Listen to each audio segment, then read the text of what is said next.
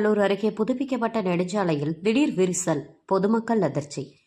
தஞ்சை மாவட்டம் அம்மாபேட்டை ஒன்றியம் வையச்சேரி கிராமத்திலிருந்து காவலூர் வரையிலான சாலை புதுப்பிக்கும் பணி கடந்த சில மாதங்களுக்கு முன் நடைபெற்றது.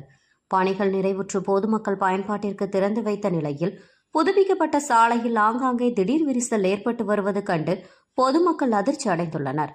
சுமார் 2.50 கோடி ரூபாய் செலவில் புதுப்பிக்கப்பட்ட சாலை புதுப்பிக்கப்பட்டு 2-3 மாதங்களே ஆன நிலையில் சாலையில் ஆங்காங்கே திடீர் விரிசல் ஏற்பட்டு வருவதற்கான காரணம் சாலை பணியானது தரமின்றி போடப்பட்டதால் தான் சாலையில் விரிசல் ஏற்படுவதாக பொதுமக்கள் கருத்து தெரிவிக்கின்றனர்.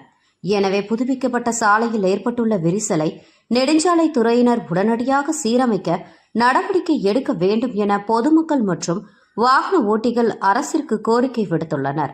அறம் செய்திகளுக்காக பாபநாசம் செய்தியாளர் எஸ். மனோகரன்.